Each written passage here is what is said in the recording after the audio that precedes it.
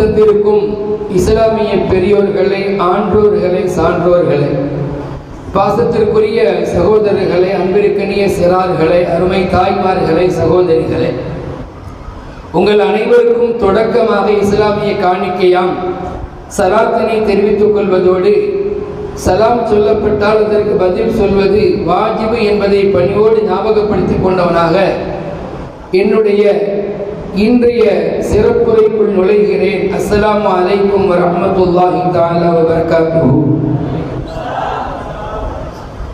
கண்ணியமிக்க முஃமினீன்களே, அல்லாஹ் ரசூலுடைய அன்பின் அடிப்படையில் இங்கே நாம் எல்லாம் ஒன்று கூடியிருக்கின்றோம்.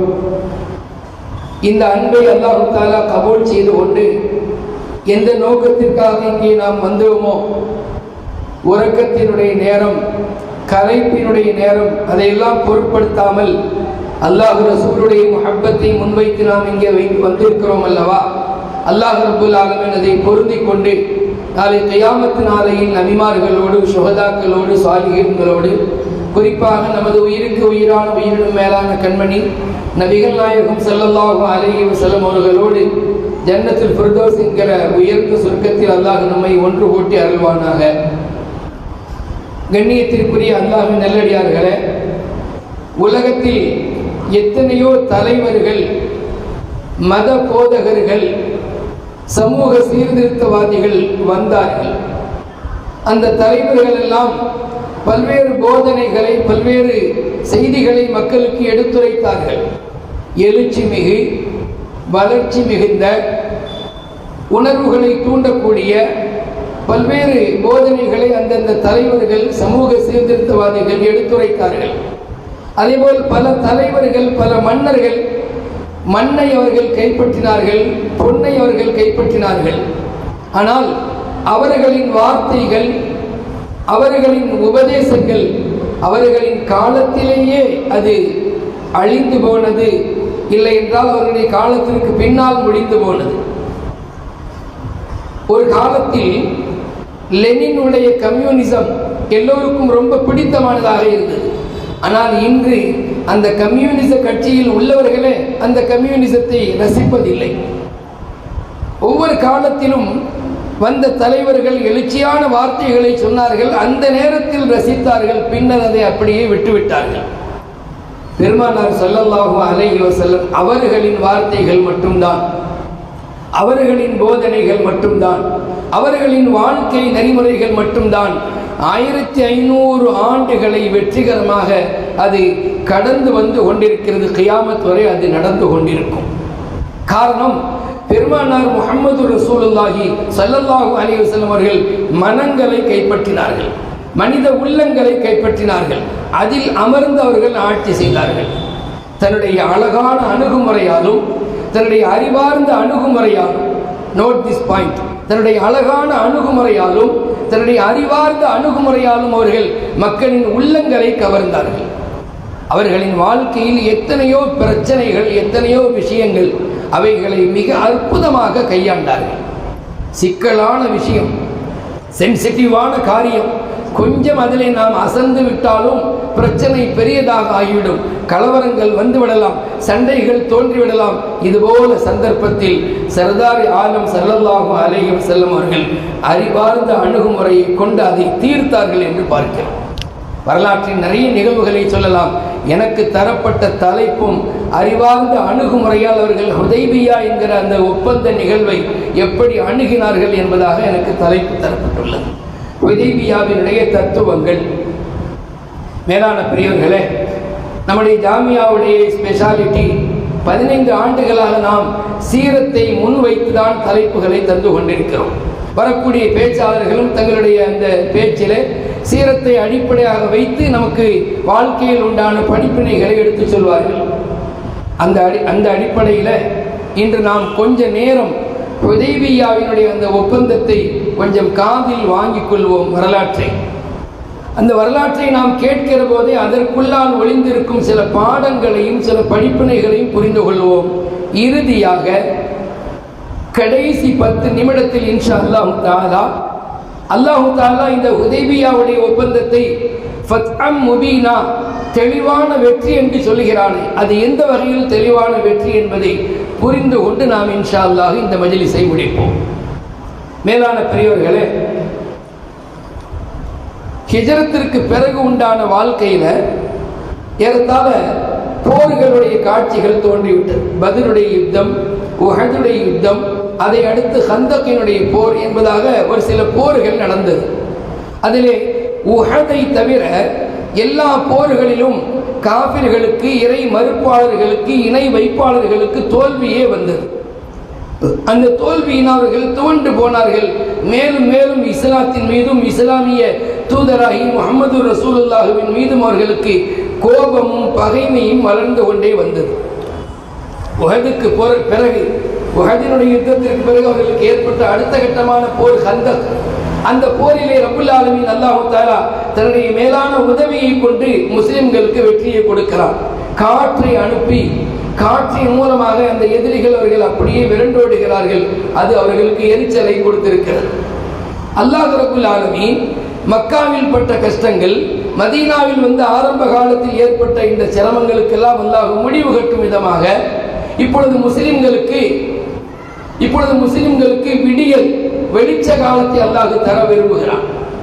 அப்படி தர விரும்புகிற போது போர்க்களங்களில் வெற்றியை ரப்புல் ஆலமீன் அல்லாஹ் கொடுத்தான்.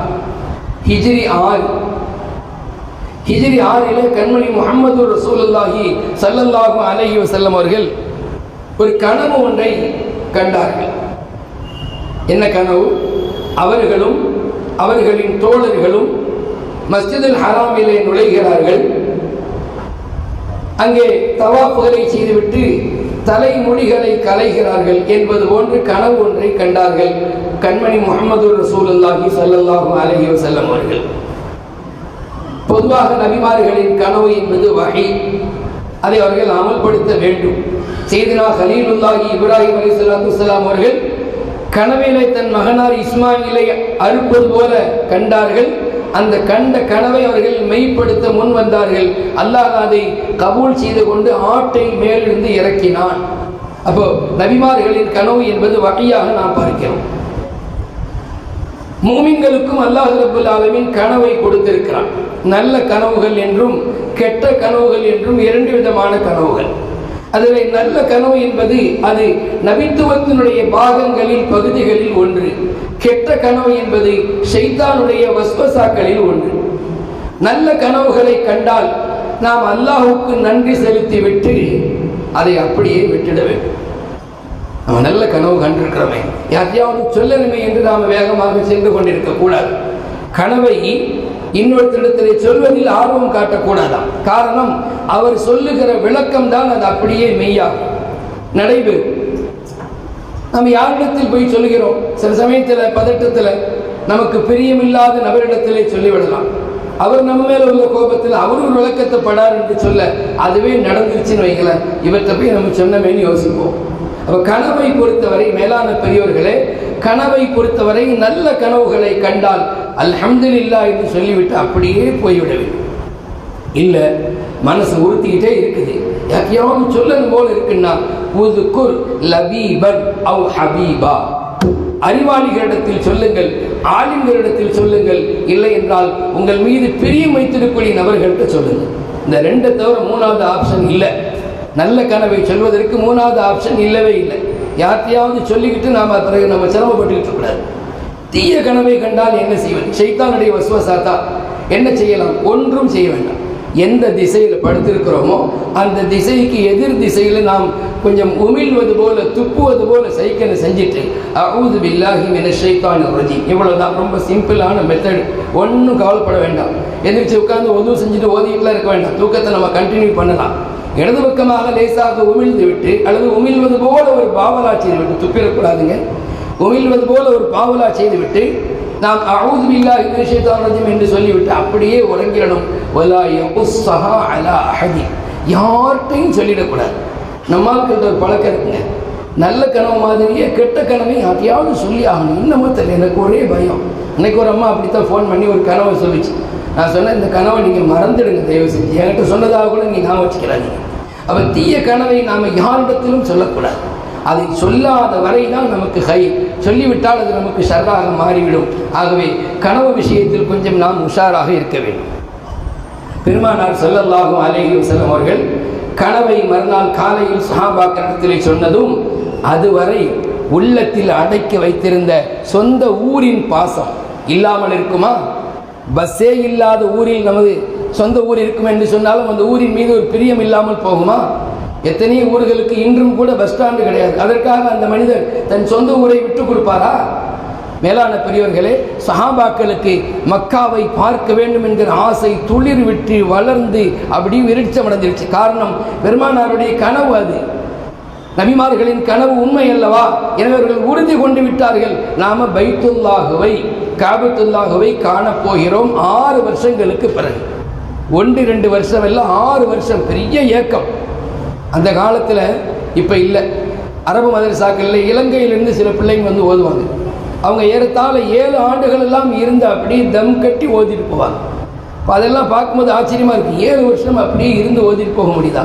பாருங்கள், சஹாபாக்கள் மக்காவை விட்டும் அவர்கள் துறந்து விட்டு வந்து மதீனாவில் ஏறத்தாழ 6 ஆண்டுகளுக்கு பிறகு இப்பொழுது போகக்கூடிய சூழல் வருவது போல அந்த கனவை அவர்கள் நினைத்தார்கள்.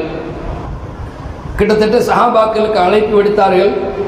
நிறைய சஹாபாக்கள் கிளம்புனாங்க. ஏறத்தாழ 1400 எண்ணிக்கை தொடக்கம். சில ரிவாயத்துகளில் 500 என்றும் வருகிறது. ஆக 1400க்கு குறைவில்லை. 1400 சஹாபாக்களை அழைத்து கொண்டு அங்கிருந்து புறப்படுகிறார்கள் உம்ராவுடைய நியத்தில்.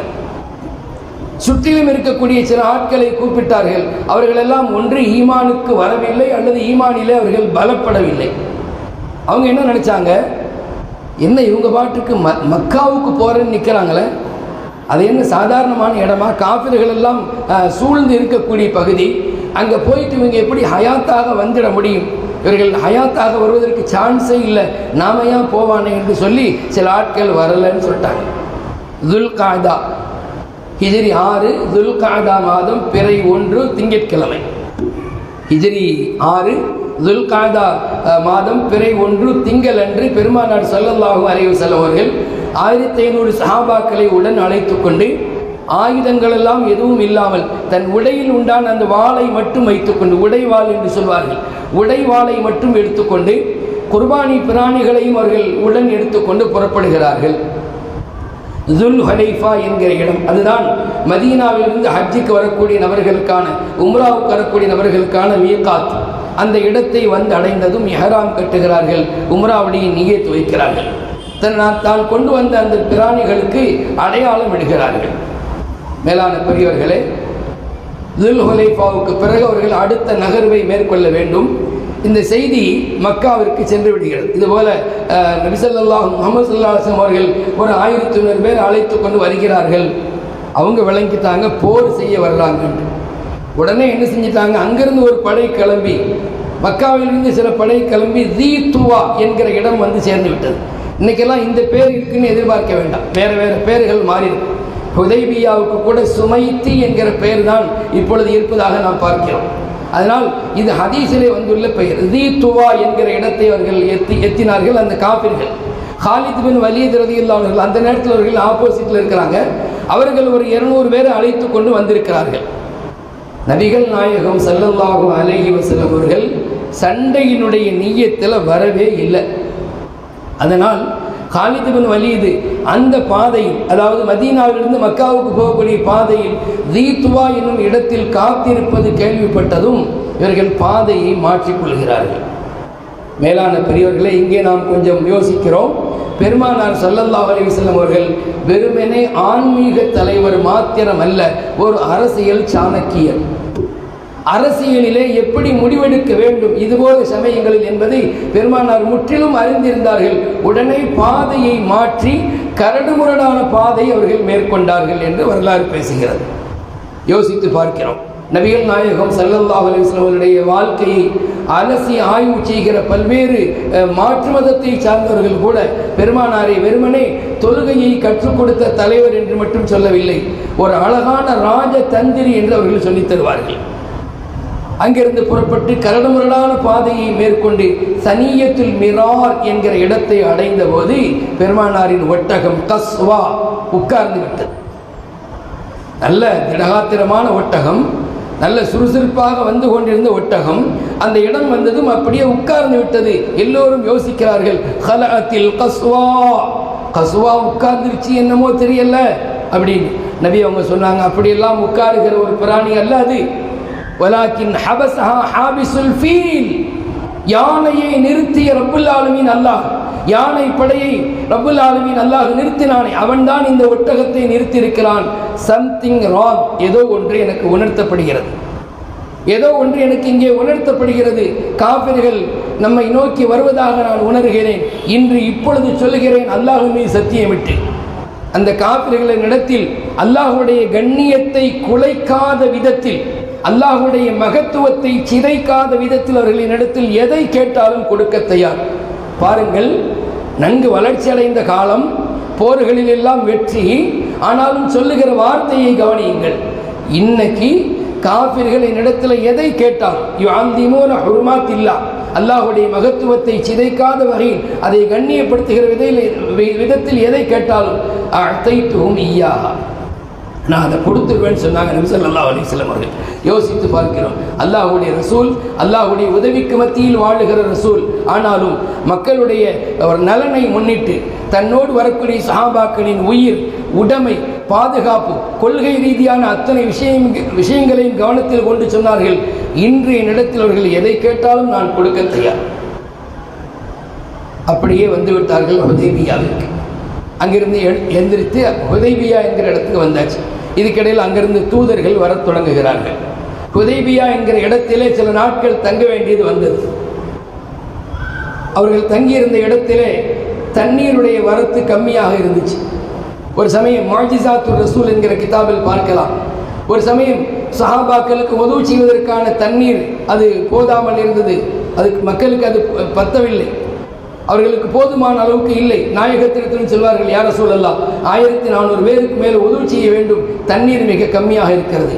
நபி ஸல்லல்லாஹு அலைஹி வஸல்லம் அவர்கள் அந்த கிணற்றிலே தன்னுடைய அம்பை போட சொல்லி ஒரு ஜக்கிலே தண்ணீரை எடுத்து அந்த கிணற்றிலே உமிழ்ந்தார்கள். சுப்ஹானல்லாஹ், தண்ணீர் அங்கிருந்து அப்படியே நீரூற்றாக பொங்கி வந்தது. எல்லோரும் அதிலே உதவு செய்தார்கள். இன்னொரு ரிவாயத்திலே நாயகத்தினுடைய விரலிலிருந்து தண்ணீர் வந்தது. ஆரம்பத்தில் ஓதிய பைத் அதற்காகத்தான் ஓதப்பட்டது. யாமன் தஃபஜ்ஜரத்தில் அன்ஹாரு நாபிஅத்தன் மின் இஸ்பஐஹி ஃபரவல் ஜைஷ பில் மததி. அல்லாஹ்வின் ரசூலே, உங்களுடைய விரல்களிலிருந்து ஆறுகள் வழிந்தோடியது, மிக பெரும் கொண்ட படை அதை கொண்டு வயிறு நிரம்பியது என்று நமக்கு அவர்கள் அந்த கவிஞர் படித்து காட்டுகிறாரே. பெருமானார் ஸல்லல்லாஹு அலைஹி வஸல்லம் அந்த முஅஜிஸா அந்த ஹுதைபியா என்கிற இடத்தில் வெளிப்பட்டது. ஹைர் அல்ஹம்துலில்லாஹ், ஹுதைபியா என்கிற இடத்திற்கு வந்தாகிவிட்டது. இப்பொழுது காஃபிர்களுடைய தரப்பிலிருந்து தூதர்களின் வருகை தொடர்கிறது. முதலாவது புதைல் இப்னு வர்கா என்பவர் வருகிறார். நபி அவர்களிடத்தில் ரொம்ப தெளிவாக சொல்லிட்டாங்க, எங்களுடைய நோக்கம் சண்டை அல்ல, நீங்கள் எங்களை ராகத்தாக உள்ளே விடுங்கள், நாங்கள் உம்ராவை செய்துவிட்டு வந்து விடுவோம், வேற எந்த நோக்கத்துக்கு நாங்கள் வரல, எங்கள்கிட்ட ஆடை அது எந்த விதமான ஒரு யுத்த தளவாடங்களும் இல்லை, ஆயுதங்கள் இல்லை என்று புதைல் இப்னு வர்காவிடத்திலே பெருமானார் ஸல்லல்லாஹு அலைஹி வஸல்லம் மிக தெளிவாக எடுத்துரைத்தார்கள். ஆனாலும் அவர் யோசிக்கிறார், இல்லை இல்லை, நாங்கள் அப்படி விட முடியாது. நபி அவர்கள் சொன்னார்கள், நாங்கள் எங்கள் வேலையை பார்த்து விட்டு வருவோம், யாராவது எங்களுடைய மதத்தில் சேர விரும்பினால் நீங்கள் தடுக்காதீர்கள். யஹ்லு பைனி வ பைனன் நாஸ், எனக்கும் மக்களுக்கும் மத்தியில் நீங்கள் பாதையை விட்டு விடுங்கள், நான் யாரையும் வற்புறுத்த மாட்டேன். அன்றிலிருந்து இன்று வரை இஸ்லாத்தினுடைய சிறப்பம்சம் என்ன தெரியுமா? லா இக்ராஹ ஃபித்தீன், தீனிலே யாரையும் வற்புறுத்தி உள்ளே வரவழைப்பதில்லை, அப்படி வர வேண்டிய அவசியமும் இல்லை. பெருமானார் அவர்கள் ஆரம்பத்திலே மக்காவில் ஏகத்துவ பிரச்சாரம் மேற்கொண்ட போது கூட யாரையும் அவர்கள் வற்புறுத்தி அழைக்கவில்லை. கூலு லா இலாஹ இல்லல்லாஹ் துஃப்லிஹூன், லா இலாஹ இல்லல்லாஹ் சொல்லுங்கள் வெற்றி பெறுங்கள் என்று மட்டும்தான் சொன்னார்களே தவிர கண்டிப்பாக வாருங்கள் என்றெல்லாம் யாரையும் கூப்பிடல. இப்பொழுதும் சொல்லுகிறார்கள், நாங்கள் மக்காவிற்குள் வருகிறோம், எங்கள் வேலையை பார்த்து விட்டு வந்து விடுவோம், நீங்கள் எங்களுடைய பாதையில் தடுக்காதீர்கள், மக்களின் மத சுதந்திரத்தில் தலையிடாதீர்கள். எல்லா நாடுகளிலேயும் குறிப்பாக இந்தியாவிலேயும் மனித உரிமைகளில் ஒன்று மத உரிமை. அவர்கள் எந்த மதத்தை விரும்பினாலும் பின்பற்றலாம். மத மாற்ற தடை சட்டம் கொண்டு வரப்பட்டுள்ளது. அது எதற்காக? மதம் மாறுவதற்கல்ல, மதத்தை மாற்றக்கூடாது என்றுதான் சட்டம். யாரும் இங்கே மாற்றவில்லை. அவர்களாக மதத்தின் மீது மார்க்கத்தின் மீது நல்ல அபிமானம் ஏற்பட்டு வந்தால் அதை தடுப்பதற்கு சட்டத்தில் இடமில்லை. அப்ப நபி ஸல்லல்லாஹு அலைஹி வஸல்லம் அவர்கள் அப்பொழுதே மனித உரிமைகளில் மத சுதந்திரத்தை குறித்து ரொம்ப தெளிவாக பேசினார்கள். பிறகு ஒரு வார்த்தை சொன்னார்கள், பாருங்கள், நாங்கள் வந்திருப்பது உம்ராவுக்குத்தான், ஆனால் நீங்கள் எங்களை சண்டைக்கு நீங்கள் நிர்பந்தித்தால் நாங்கள் அதற்கும் தயார். வல்லதி நஃப்ஸி பியதிஹி, என் உயிர் எவன் வசம் உள்ளது அவன் மீது சத்தியமாக, லவ் காத்திலன்னஹும் அலா அம்ரி ஹாதா, இந்த தீனுக்காக நான் இந்த மக்களிடத்தில் போரிட தயாராக இருக்கிறேன். என் கழுத்து உடலில் இருந்து தனியாக வேண்டும், இல்லை என்றால் இந்த தீன் மிகப்பெரிய வளர்ச்சி அடைய வேண்டும். இந்த ரெண்டில் ஒன்று நடக்கிற வரை நான் சண்டையிட தயார் என்று இரண்டாவது விஷயத்தை சொன்னாங்க. முதல்ல ஒரு சாத்வீகமான பேச்சு, ஒரு அமைதியான பேச்சு. நாங்கள் சண்டைக்கு வரல, அமலுக்கு வந்திருக்கிறோம், இபாதத்துக்கு வந்திருக்கோம். இல்லை நீங்கள் இபாதத்துக்கு குறுக்க நிற்பீங்கன்னு சொன்னால் நாங்கள் சண்டைக்கும் தயார் என்கிற வார்த்தை. ஒரு தலைவரிடத்தில் ரெண்டுமே இருக்க வேண்டும். எல்லா நேரத்திலும் கருணை இருக்கக்கூடாது, எல்லா நேரத்திலும் கோபமே கொப்பளிக்கக்கூடாது. கருணையும் தேவைப்பட்டால் வீரத்திற்குண்டான இடமாக இருந்தால் வீர வார்த்தைகள் வர வேண்டுமே தவிர எடுத்த உடனேயே உணர்ச்சிகளுக்கு அடிமையாகி நாங்கள் போகத்தான் செய்வோம் என்றெல்லாம் சொல்லக்கூடாது. பெருமானாருடைய அந்த ஹுதைபியா ஒப்பந்தத்தில் இந்த நேரத்தில் அவர்கள் வெளிப்படுத்திய வார்த்தை மிக அற்புதமான ஒரு நிலையை நமக்கு சொல்லித் தருகிறது. இரண்டாவது ஒரு தூதர், அவரிடத்திலும் அதே மாதிரி வார்த்தைகள். மூன்றாவது ஒருவர் ஹுலைஸ் இப்னு அல்கமான் வந்தார். அவர் நல்ல மனிதருங்க. அவங்க வரும்போதே நபி ஸல்லல்லாஹு அலைஹி வஸல்லம் சஹாபிகள்கிட்ட வருவது யார் தெரியுமா? ஹுலைஸ் இப்னு அல்கமா வருகிறார். அவர் நல்ல மனிதர். அவர் இதுபோல் அந்த உம்ராவுடைய ஒரு தோற்றத்தை எல்லாம் பார்த்தால் அவர் உடனே இறங்கி வந்து விடுவார். ஆகவே நீங்கள் எல்லோரும் தயாராக நில்லுங்கள், உங்களுடைய பலி பிராணிகளை, இந்த குர்பானி பிராணிகளை முன்னால் நிறுத்துங்கள், அவர் பார்க்கட்டும். அழகான வார்த்தை. ஒரு விஷயத்தை நம்ம எப்படி அணுகிறோங்கிறத பார்க்கணும். நம்ம பாட்டுக்கு அப்படியே கசமுசா நிற்காம ரொம்ப அழகாக நில்லுங்க. உங்களுடைய உடை, உங்களுடைய யூனிஃபார்ம், அது எஹ்ராமுடைய ஆடை என்பவர்கள் அறிந்து கொள்வார். உங்களுடைய பிராணிகளை பார்த்ததும் இவங்கெல்லாம் சண்டைக்கு வரலை அப்படின்னு அவர் புரிந்து கொள்வார் என்று நபி ஸல்லல்லாஹு அலைஹி வஸல்லம் சொன்னாங்க. அதே மாதிரி சஹாபாக்கள் நின்னாங்க. வந்தவர் ஹுலைஸ் இப்னு அல்கமா பார்த்ததும் சொன்னார், சுப்ஹானல்லாஹ். அவர் சொன்ன வார்த்தை, அல்லாஹ் பரிசுத்தமானவன், இவர்களெல்லாம் சண்டைக்கு வந்தது போல தெரியலை என்று அப்படியே பார்த்து விட்டு மக்காவிலே சென்று தன் தலைவர்கள்ட்ட சொன்னார், அவர்கள் சண்டைக்கு வரலை, உம்ராவுக்கு தான் வந்திருக்காங்களான்னு சொல்லிட்டார். ஆனாலும் அவர்கள் திருப்தி கொள்ளலை, மேலும் மேலும் தூதர்களை அனுப்பி கொண்டே இருக்கிறார்கள். மேலான பெரியவர்களே, எதற்காக நாம் இதை சொல்லுகிறோம்? ஹுதைபியா ஒப்பந்தம் என்பது வரலாற்றிலே மிகப்பெரிய அரசியல் மாற்றங்களையும் சமூக சீர்திருத்தங்களையும் அது நமக்கு சொல்லித் தருகிறது என்று சொன்னால் அந்த ஒப்பந்தத்தை நாம் எப்படி பார்க்க வேண்டும்? தோல்வியினுடைய ஒப்பந்தம் என்று பார்க்கக்கூடாது. உலக சமுதாயத்திற்கு, குறிப்பாக இஸ்லாமிய சமூகத்திற்கு அது சொல்லித்தரக்கூடிய அழகான பாடங்களை ஒவ்வொரு நிமிடமும் யோசிக்க வேண்டும். நாயகத்தின் வாழ்க்கையின் எல்லா பகுதிகளும் பாடம் என்று இருந்தாலும் இதை நாம் இன்னும் கொஞ்சம் ஆழமாக யோசிக்கிறோம். காரணம், 1500 சஹாபாக்களை அழைத்து கொண்டு ஊரை விட்டு வெளியே வந்து விட்டார்கள். இனி ஊருக்குள் உயிரோடு செல்ல வேண்டும் என்று சொன்னால் அறிவார்ந்த அணுகுமுறையை கொண்டுதான் செல்ல முடியும் என்பதை உணர்ந்த காத்தமன் நபியின் ஸல்லல்லாஹு அலைஹி வஸல்லம் அவர்கள் ரொம்ப அழகாக சொல்லி அனுப்பினார்கள், நீங்கள் எல்லாரும் உம்ராவுடைய அந்த காட்சியிலேயே இருங்கள், பார்த்தவர் செல்லட்டும்.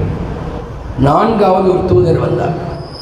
அவர் பேர் உர்வத் இப்னு மஸ்ஊத் அத்-தகஃபி, தாயிஃப் நகரத்தை சார்ந்த, சகீஃப் கோத்திரத்தை சார்ந்த உர்வத் இப்னு மஸ்ஊத் என்கிற எக்ஸ் காஃபிர். இனிமேல் அவர் நபி தோழராக ஆகப் போகிறார். அவர் அப்பொழுது வருகிறார். உர்வத் இப்னு மஸ்ஊத் சகஃபி ஹஜ்ரத் ரசூல் ஸல்லல்லாஹு அலைஹி வஸல்லம் தூதராக வந்தார். அவர் வந்து என்ன செஞ்சார்? அப்படி பேச்சு கொடுத்துக்கிட்டு இருந்தார். பேச்சு கொடுக்கும்போது அவருக்கு 2 விஷயம் சொன்னார். முஹம்மதே, நீங்கள் வந்து அங்கே போய் சண்டை போட்டிங்கன்னா, மக்காவில் போய் மக்கத்து காஃபிர்கள்ட்ட சண்டை போட்டு உங்களுடைய அந்த இறைவனுடைய உதவியை கொண்டு நீங்கள் காஃபிர்கள் அனைவரையும் அழித்து விட்டீர்கள் என்று வையுங்கள். இனிஸ்த கௌமக்க, உங்கள் சமூகத்தை நீங்கள் வேரோடு அழித்து விட்டால் அது உங்களுக்கு நல்ல பெயரை தருமா? சமூகத்தில் என்ன பேசுவார்கள்? வரலாற்றில் என்ன பேசுவார்கள்? முஹம்மது ஸல்லல்லாஹு அலைஹி வஸல்லம் தன் சமூகத்தை அழித்து விட்டார் என்றல்லவா பேசுவார்கள். சரி, நீங்கள் சண்டைக்கு போனீங்க, தோத்துட்டீங்க என்று சொன்னால் இதோ இப்பொழுது உங்கள் கூட இருக்கக்கூடிய இந்த ஆட்கள் எல்லாம் அவங்க கூட இருப்பாங்களா? எல்லாம் விரண்டோடிடுவாங்க. உங்கள் கூட வந்திருக்கிறாங்க 1400 பேர். ஆனால் நீங்கள் அந்த மக்காவிற்குள் நுழைந்து சண்டையினுடைய ஒரு தோற்றம் ஏற்பட்டு தோற்று போனால் இவர்களெல்லாம் உங்களை விட்டு விரண்டோடி விடுவார்கள் என்கிற வார்த்தையை அவர் பயன்படுத்தி விட்டார். முதலில் சொன்னது முஹம்மது ஸல்லல்லாஹு அலைஹி வஸல்லம் சொன்னார், நீங்கள் அப்படி எல்லோரையும் அழித்து விட்டால் உங்களை வரலாறு குறை பேசும். தன் சொந்த சமூகத்தையும் ஆட்களை கொண்டு அழித்தார் என்று சொல்லும். நீங்கள் ஒருவேளை தோற்றுவிட்டால் நீங்கள் மட்டும்தான் நிற்பீங்க, இவங்க எல்லாம் அப்படியே போயிடுவாங்கன்னு சொன்னாங்க. இதை கேட்டுக்கொண்டிருந்த சஹாபாக்கள்ல சாந்தமே உருவான செய்தனா அபூபக்கர் சித்திக் ரலியல்லாஹு அன்ஹு அவர்கள் கோபப்பட்டார்கள். அந்த இடத்துல என்ன வார்த்தையை நீ சொல்ற? அவர் சொன்ன ஒரு வார்த்தை ஹதீஸிலே பதிவாக இருக்கு, ஆனால் இந்த மேடையில் அதற்கு பொருள் சொல்ல முடியாது. கடுமையான வார்த்தை ஒன்று சொன்னால் அபூபக்கர் ரலியல்லாஹு அன்ஹு சொல்லிவிட்டு சொன்னார்கள், அனஹ்னு நஃபிர்ரு அன்ஹு வ நதஉஹு, நாயகத்தை விட்டுவிட்டு நாங்கள் சென்று விடுவோம் என்று சொல்கிறாயா? ஒருபோதும் நடக்காது என்பதாக செய்தனா அபூபக்கர் ரலியல்லாஹு அன்ஹு அந்த இடத்தில் சொன்னார்கள். மேலான பெரியவர்களே, இங்கே நாம் யோசித்து பார்க்கிறோம், ஒரு முக்கியமான தருணம். கோபப்படாத மனிதர் அந்த இடத்தில் ஒரு வார்த்தையை சொல்லிவிட்டு லாத் என்கிற வார்த்தையை சொல்லிவிட்டு நாங்கள் ஓடுவோம் என்று நினைத்தீரா? ஒருபோதும் பெருமானாரை விட்டு பிரிய மாட்டோம் என்று சொன்னார்களா? மேலான பெரியவர்களே, அந்த அவர் உருவத்தின் மசூது கேட்கிறார், இவர் யார்? இவர் அபூபக்கர். ஓ அபூபக்கரா? அவருக்கும் எனக்கும் ஒரு நல்ல ஒரு அண்டர்ஸ்டாண்டிங் இருக்கிறது. முன்னொரு காலத்தில் அவருக்கு உபகாரம் செய்திருக்கிறார். அது மட்டும் இல்லை என்றால் நான் இவரை வேறு மாதிரி இவரிடத்தில் நடந்திருப்பேன் என்று உருவத்தின் மசூது சொன்னார். அதற்கு பின்பு அந்த உருவத்தின் மசூத் ரலியல்லாஹு அன்ஹு அப்பொழுது அவர்கள் ரலியல்லாஹு அன்ஹு இல்லை, உருவத்தின் மசூத் அவர்கள் நாயகத்திடத்தில் பேச்சு கொடுக்கிற போது தாடியை பிடித்து பேசினார்களாம். பெருமானாருடைய தாடியில் கை வைத்து பேசினார். அங்கே பக்கத்தில் நின்ற முகீரத் பின் ஷுஅபா தன் வாளால் அவர் கையை தட்டி விடுறார். இந்த தொட்டு பேசுகிற வேலைலாம் வச்சுக்கூடாது. யாருக்கு பேசுறீங்க? அவர் என்ன முஹம்மது பின் அப்துல்லான்னு பார்க்குறீங்களா? முஹம்மது ரசூலுல்லா, அவர் அல்லாஹ்வுடைய ரசூல். அவரை உரிமை கொண்டாடுவதற்கு, அவரை தொடுவதற்கு உங்களிடத்தில் ஈமான் வேண்டும், கையை எடுங்கள் என்பதாக வாளால் கையை தட்டி விடுகிறார். மேலான பெரியவர்களே, இங்கே நான் நிறுத்தி ஒன்றை சொல்வேன். சஹாபாக்கள் நபியின் மீது அவ்வளவு பாசம் வைத்திருக்கிறார்கள். நபியை தொடுவதற்கு அனுமதிக்கவில்லை. பெண்களின் சபைக்கு நான் ஒன்று சொல்வேன். அதற்கு அபூ சுஃபியானுடைய மகளார் உம்மு ஹபீபா ரலியல்லாஹு அன்ஹா அவர்கள் மதீனாவில் இருக்கிற காலகட்டத்தில் அபூ சுஃபியான் பார்க்க வருவார். யாரை பார்க்க வருவார்? முஹம்மது ஸல்லல்லாஹு அலைஹி வஸல்லம் பார்த்து ஒரு விஷயத்தை சொல்லலாம் என்று வருகிறார். வேறொரு காரியத்திற்காக ஹுதைபியாவுக்கு பிறகு. இப்போ வரும்போது நபி அவங்க வீட்டில் இல்லை. நபி ஸல்லல்லாஹு அலைஹி வஸல்லம் உட்காரக்கூடிய ஒரு விரிப்பு ஒன்று அங்கே விரிக்கப்பட்டிருந்துச்சு. இந்த அபூ சுஃபியான் வந்த மனிதர் நேராக அதில் போய் உட்கார்றார். உடனே உம்மு ஹபீபா ரலியல்லாஹு அன்ஹா என்ன செஞ்சாங்க? அந்த போர்வையை படார்னு எடுத்துட்டாங்க. நபியினுடைய விரிப்பை எடுத்துட்டு வேறு ஒரு பொருளை போட்டு இதில் உட்காருங்கன்னு சொன்னாங்க. அப்போ அபூ சுஃபியான் கேட்டார், ஏன் நான் அந்த விரிப்பில் உட்காரக்கூடாதா? நான் உன்னுடைய தந்தை தானே, ஏன் உட்காரக்கூடாது? அது ரசூலுல்லாஹி ஸல்லல்லாஹு அலைஹி வஸல்லம் உட்காரக்கூடிய விரிப்பு, அதில் நீங்கள் உட்கார்வதற்கு உங்களுக்கு இப்பொழுது அருகதை இல்லை என்று சொன்னார்கள். அதே போலதான் இங்கேயும் முகீரத் பின் ஷுஅபா சொல்கிறார், அவர் வெறும் அப்துல்லாஹ்வுடைய மகனார், முஹம்மது இல்லை, அல்லாஹ்வுடைய ரசூல், நீங்கள் டச் பண்ணாமல் பேசுங்கள் என்று வாளால் விரலை தட்டி விடுகிறார். மேலான பெரியவர்களே, பேச்சுவார்த்தை நடந்து கொண்டிருக்கிற போதே அவர் அங்கே அப்படியே பார்க்கிறார், சஹாபாக்களை பார்க்கிறார். சுப்ஹானல்லாஹ், சஹாபாக்கள் நாயகத்தின் மீது அவ்வளவு பிரியம் வைத்திருக்கிறார்கள். அவர்கள் ஒது செய்யக்கூடிய தண்ணீரை கீழே விடாமல் அப்படியே கையில் ஏந்தி கொண்டு முகங்களில் தடவுகிறார்கள். பெருமானார் எச்சில் உமிழ்ந்தால் கூட அது ஒருவரின் கையில் போய் விழுகிறது. பெருமானார் ஏதேனும் ஒன்றை சொன்னால் அதை அப்படியே காது தாழ்த்தி கேட்கிறார்கள். நாயகத்தை நேருக்கு நேராக சஹாபாக்கள் பார்ப்பதில்லை, கொஞ்சம் தலையை குனிந்தே பார்க்கிறார்கள். இந்த கண்ணியமான நடைமுறை, இந்த முஹப்பத்தான நடைமுறையை பார்த்து உருவத் பின் மஸ்ஊத் சொன்னார், நானும் எத்தனையோ பேரரசுகளுடைய சபைகளுக்கு சென்றிருக்கிறேன், ரோம் நாட்டிற்கு போயிருக்கிறேன், பாரசீக நாட்டிற்கு போயிருக்கிறேன். முஹம்மதினுடைய தோழர்கள் முஹம்மதுக்கு மரியாதை செய்தது போல ஸல்லல்லாஹு அலைஹி வஸல்லம் வேறு யாரும் மரியாதை செய்ததை நான் பார்க்கல. அதுதான் மேலான பெரியவர்களே, சஹாபாக்கள் நாயகத்தின் வைத்திருந்த பிரியமும் கண்ணியமும். இன்றைக்கு நாமும் நபியின் மீது பிரியம் வைத்திருப்பதாக சொல்கிறோம், நபியை கண்ணியப்படுத்துவதாக சொல்கிறோம். சில சமயம் நாம் அதை விட்டு தவறி விடுகிறோம். மார்க்கத்திற்கு புறம்பான காரியங்கள் செய்ய நமக்கு ஏதேனும் ஒரு நிலை வரும்போது கொஞ்சம் மார்க்கத்தையும் மாணவியையும் மறந்துதான் போகிறோம். நபி அதை அனுமதிக்க மாட்டார்கள் என்று யோசிப்பதில்லை. அருமை தாய்மார்களே, சஹாபி பெண்களும் நாயகத்தின் மீது அவ்வளவு பிரியம் வைத்திருந்தார்கள். ஏராளமான நிகழ்வுகளை ஒரு 4-5 நாட்களாக கண்ணில் வந்து போகிறது. காரணம், பெருமானாரின் மீது சஹாபாக்களுக்கும் சஹாபி பெண்களுக்கும் இருந்த ஒரு பிரியம். என்னுடைய ஞாபகம் சரியாக இருந்தால் உஹது போர் என்று நினைக்கிறேன். உஹது போரிலே உம்மு அம்மாரா என்கிற பெண்மணி குடும்பத்தோடு போரில் கலந்துக்கிறாங்க.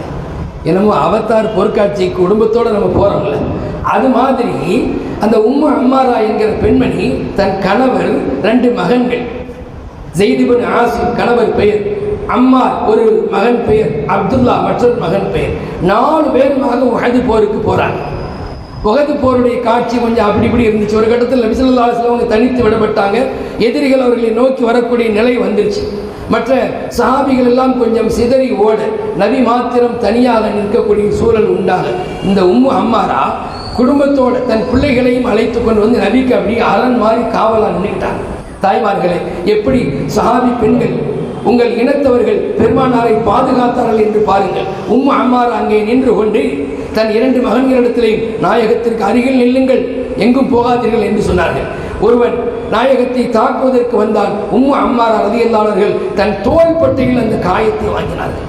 கிதாபுகளில் எழுதுகிறார்கள் 13 காயங்கள் ஏற்பட்டதாம். ஒரு பெண்மணி, பலகீனமான உருவம் கொண்ட ஆனாலும் உள்ளத்திலே உறுதியான ஈமான் கொண்ட அந்த பெண்மணி 13 காயங்களை உள்ளத்தில் வாங்கியும் அப்படியே நின்ற, உடலில் வாங்கியும் அப்படியே நிற்கிறார்கள். மகன்கள் இருவரையும் சுற்றி நிற்க வைத்துக் கொண்டார்கள். நபி அவர்களுக்கு ரொம்ப சந்தோஷம், புன் சிரிப்பு சிரித்தாங்க. நபி ஸல்லல்லாஹு அலைஹி வஸல்லம் சிரிச்சிட்டு அப்படியே உம்மு அம்மாராவை பார்க்குறாங்க. உம்மு அம்மாரா, அல்லாஹ் உனக்கு வரகச் செய்யட்டும், இவ்வளோ பெரிய தைரியத்தோடு நீ வந்து என்னை சுற்றி என்னை பாதுகாத்து போர் செய்கிறாய். இப்போ அவங்க என்ன செஞ்சாங்க? உம்மு அம்மாரா ரலியல்லாஹு அன்ஹா, அருமை தாய்மார்களே கொஞ்சம் கவனத்தில் கொள்ளுங்கள்.